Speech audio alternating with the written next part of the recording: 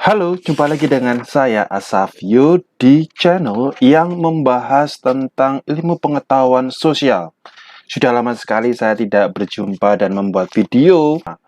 Nah, setelah sebelumnya saya sudah membahas tentang berbagai macam bioma dan juga berbagai macam flora, terutama fauna yang ada di dunia dan di Indonesia. Sekarang kita akan membahas tentang kerusakan flora dan fauna serta bagaimana cara mengatasinya. Tapi sebelum lanjut, simak iklan berikut ini. Jangan lupa like, komen, dan subscribe ya, karena subscribe itu gratis. Baik, saya lanjutkan. Faktor apa saja sih yang mempengaruhi kerusakan flora dan fauna? Yang pertama adalah evolusi. Apa itu evolusi? Tentu kita tahu bahwa makhluk hidup terus mengalami perubahan dari satu waktu ke waktu yang lain. Hanya saja, waktu yang dibutuhkan ini itu sangat lama. Jadi evolusi itu perubahan yang terjadi dalam waktu yang lama. Proses perubahan ini tidak cukup hanya 100 atau 200 tahun, tapi itu bisa sampai jutaan tahun. Sehingga apa yang kita kenal dulu, atau kita kenal sekarang misalnya ini adalah kuda, maka pada zaman dulu bisa jadi bentuknya tidak seperti kuda yang sekarang. Nah, karena terjadi proses perubahan makhluk hidup, maka kita tidak akan bisa menemukan hewan yang asli dari misalnya kuda ini.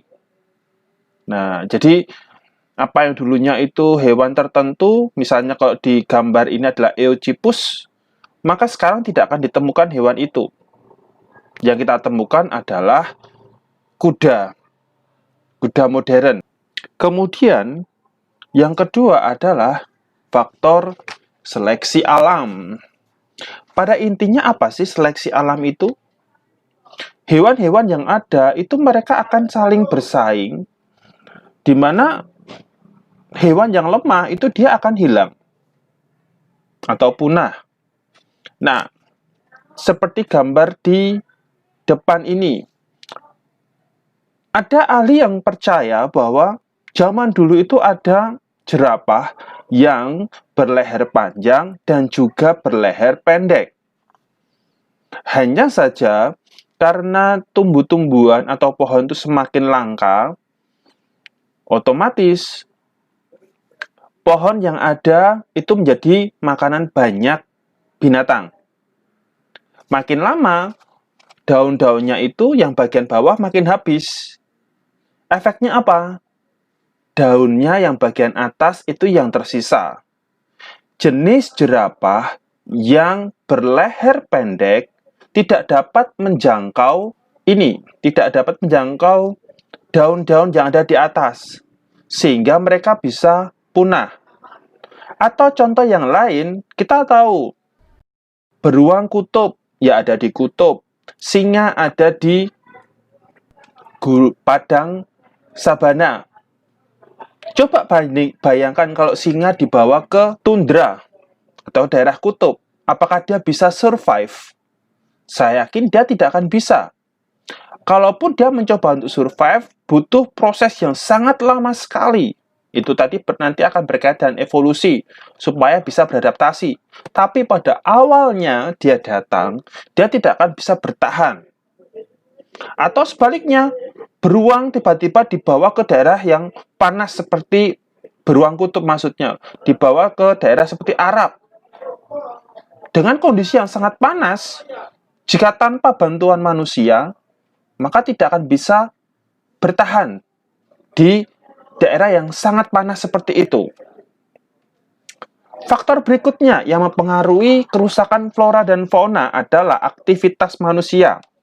Kalian bisa lihat gambar di sini. Kalau misalnya hutan itu ditebang karena perilaku manusia, otomatis bisa jadi ini ada pohon-pohon yang itu jenisnya langka, hilang dengan sendirinya.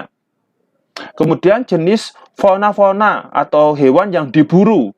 Hewan yang diburu ya demi kepentingan manusia, entah mungkin hanya untuk kesenangan pribadi, atau mungkin untuk koleksi, atau mungkin untuk dijual sebagai obat-obatan, atau untuk apapun itu, bisa mengakibatkan terjadinya kerusakan fauna. Kita pasti tahu bahwa di Indonesia sudah ada fauna yang dinyatakan punah, misalnya harimau Jawa. Karena di zaman dulu terjadi perburuan yang sangat besar terhadap jenis fauna ini, sehingga sekarang harimau Jawa itu sudah punah.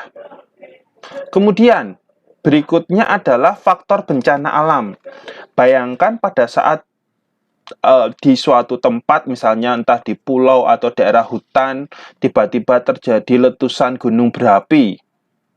Dia pasti akan merusak wilayah di sekitarnya.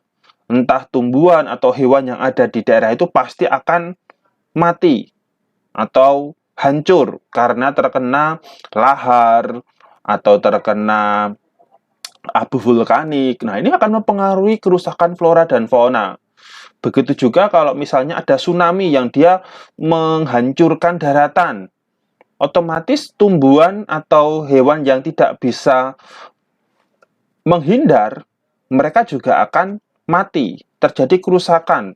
Dilihat dari populasinya, kuantitas, dan juga dilihat dari tingkat keragamannya. Jangan-jangan karena terjadi tsunami besar, akhirnya berapa spesies tertentu menjadi langka di suatu tempat atau punah. Contoh-contoh bencana alam yang lain misalnya kebakaran hutan. Itu juga bisa mengurangi atau merusak lingkungan berkaitan dengan tumbuhan maupun hewan. Apa sih dampak dari kerusakan flora dan fauna ini? Ada banyak sekali dampaknya. Yang pertama adalah rusaknya ekosistem. Sebelumnya misalnya di sini ada gambar itu terumbu karang, tempat hidup ikan-ikan. Tiba-tiba hancur karena global warming atau karena aktivitas manusia sehingga terumbu karangnya menjadi rusak. Padahal terumbu karang itu kan tempat tinggal makhluk hidup di laut. Nah, ekosistemnya menjadi rusak. Atau sebaliknya, misalnya kita memburu hewan tertentu, misalnya memburu burung hantu atau elang. Nah, kita hanya memburu untuk kesenangan pribadi kita, suka berburu. Tapi efeknya, karena burung hantu itu hilang, ternyata di sawah pertanian itu banyak tikus. Tikus harusnya diburu oleh burung hantu, tidak ada predator lagi, sehingga mereka berkembang dengan jumlah yang sangat banyak. Nah, ini terjadi kerusakan ekosistem, kerusakan di dalam rantai makanan.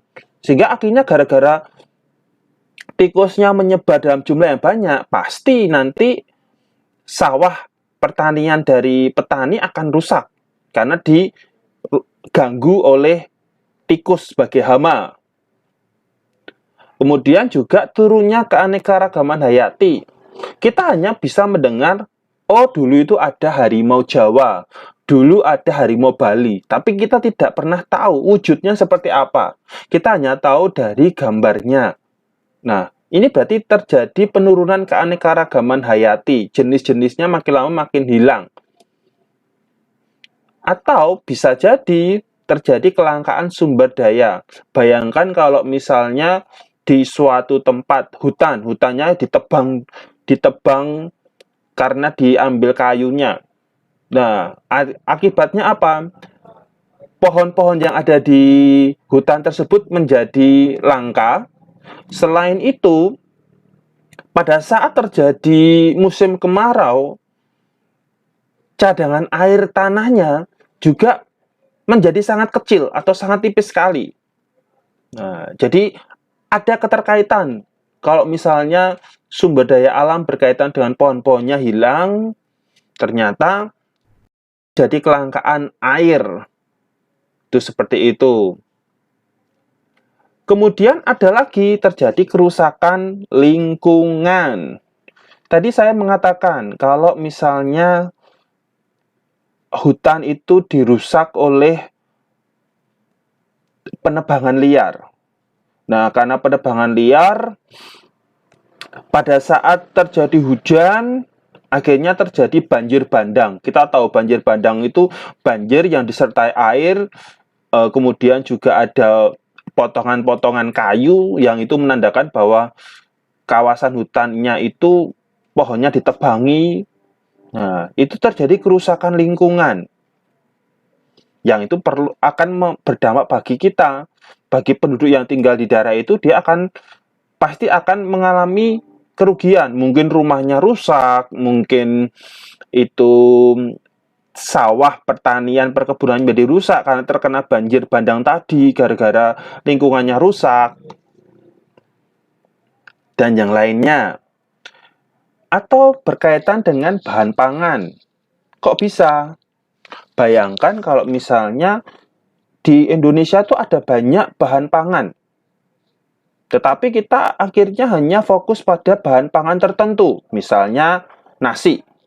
Nah, karena kita kita semua itu fokus kalau makan tuh harus makan nasi, akhirnya jenis bahan pangan yang lain, entah itu ubi, singkong, dan sebagainya, itu menjadi berkurang.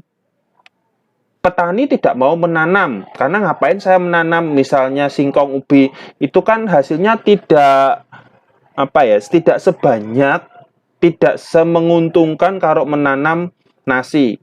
Nah, maka jenis-jenis bahan pangan yang lain ini bisa berkurang. Padahal pada saat semua penduduk itu mengkonsumsi nasi, berarti kebutuhan padi, beras, juga akan menjadi tinggi. Kalau kebutuhan beras itu menjadi sangat tinggi, sementara bahannya itu terbatas, akhirnya harga juga meningkat. Makanya sekarang itu digalakkan oleh pemerintah bahwa makan itu tidak harus makan nasi, karena ada jenis bahan pangan yang lain yang itu perlu dilestarikan. Dan berikutnya juga berkaitan dengan obat. Kita tahu bahwa semua obat-obatan itu pasti berasal dari tumbuhan atau hewan tertentu. Saya ambil contoh tumbuhan. Tumbuhan yang mengandung zat-zat kimia yang itu dibutuhkan untuk mengobati penyakit tertentu. Contoh paling gampang berkaitan dengan tanaman herbal. Nah, tanaman herbal kita bisa mendapatkan dengan mudah. Tetapi pada saat terjadi kerusakan flora dan fauna, terutama flora, susah sekali mencari jenis tanaman-tanaman herbal, akhirnya bahannya juga menjadi terbatas. Kalau bahannya terbatas, berarti harga bahan dasar herbal tadi juga akan menjadi mahal. Nah, ini yang harus kita cegah. Kemudian, apa yang bisa kita lakukan untuk melestarikan flora dan fauna? Yang pertama adalah dengan membuat tempat perlindungan bagi flora dan fauna. Tempat perlindungannya seperti apa? Ada banyak. Misalnya ada Taman Nasional, ada Suaka Marga Satwa, ada cagar alam, ada kebun binatang misalnya. Jadi Taman Nasional dan sebagainya itu adalah tempat perlindungan, tidak boleh diganggu. Bedanya apa antara Taman Nasional, Suaka Marga Satwa, cagar alam? Kalau Suaka Marga Satwa adalah suatu tempat yang dilindungi karena di dalamnya ada fauna yang khas dan itu langka. Misalnya di situ ada badak atau di situ ada orangutan. Ini adalah fauna yang khas atau fauna yang langka yang harus dilindungi. Jadi Suaka Marga Satwa untuk melindungi fauna tertentu. Cagar alam ini untuk melindungi hewan atau tumbuhan yang ada di tempat tersebut dan juga kondisi alam yang ada di sana. Jadi cagar alam itu ruang lingkupnya lebih besar daripada Suaka Marga Satwa. Karena yang dilindungi bisa kondisi alam, bisa hewan, bisa tumbuhan, walaupun tidak harus langka, tapi itu dilindungi di sana. Yang kemudian ada lagi Taman Nasional. Taman Nasional adalah suatu kawasan yang dilindungi dengan ekosistem yang asli dan dikelola dengan sistem zonasi.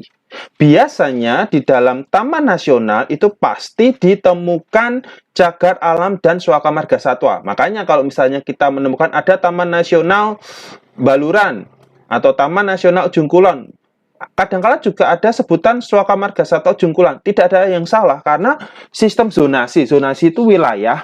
Nah, di dalam Taman Nasional di dalamnya juga ada wilayah khusus untuk melindungi atau wilayah khusus untuk melindungi hewan atau tumbuhan tertentu. Seperti itu. Kemudian juga ada zonasi yang lain, ada zonasi rimba, zonasi pemanfaatan. Nah, yang tadi ada suaka marga satwa dan cagar alam itu adalah zona intinya, yang tidak boleh mengalami kerusakan. Kemudian juga ada lagi tempat rehabilitasi dan penangkaran. Seperti itu, tempat rehabilitasi penangkaran itu pada intinya adalah melindungi atau merawat jenis fauna tertentu sampai fauna itu menjadi sudah cukup besar untuk dilepaskan kembali ke tempat asal. Misalnya di sini ada penyu. Penyu ini kalau misalnya dibiarkan, maka pada saat dia menetas dari telur, kemungkinan untuk selamat sampai ke pantai itu hanya berapa persennya saja. Sisanya apa? Mulai diburu hewan-hewan yang lain. Seperti termasuk diburu oleh manusia. Nah, untuk melindungi supaya telur-telurnya itu tidak habis diburu oleh predator atau manusia, maka tempat penangkaran ini orang-orang yang khusus melindungi. Misalnya di sini ada orang-orang yang melindungi penyu, maka dia akan mengambil telur-telurnya, kemudian ditetaskan. Pada saat sudah cukup besar, maka penyu itu, bukan telur penyu, maaf, maka penyu itu akan dilepaskan kembali ke laut. Begitu juga yang lain, misalnya melindungi orang hutan. Orang hutannya itu dibesarkan di tempat itu sampai cukup usianya untuk dilepaskan kembali ke alam, itu juga termasuk. Atau berikutnya adalah memberikan penyuluhan kepada masyarakat. Penyuluhan itu bisa dengan berbagai cara. Sekedar kita melihat melalui YouTube, pentingnya tentang flora dan fauna, atau pada saat kita mengunjungi taman nasional, kita mengunjungi tempat penangkaran, biasanya pasti ada anjuran, ada himbauan dari pemerintah untuk masyarakat itu terlibat aktif di dalam melindungi flora dan fauna yang ada, supaya masyarakat itu menjadi sadar bahwa flora dan fauna yang ada itu harus dilindungi atau akan menjadi punah. Atau melalui media televisi juga bisa. Dan juga menetapkan jenis flora dan fauna yang perlu dilindungi. Kenapa sih?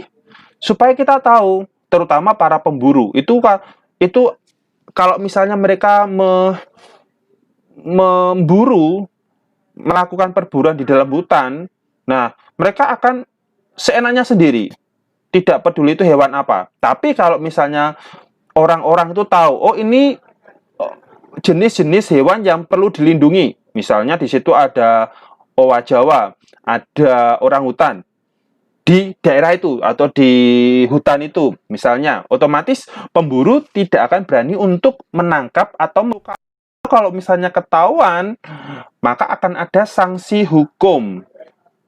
Seperti di dalam slide di sini ada tulisannya, oh kalau kamu ketahuan melanggar, maka kamu akan mendapatkan hukuman.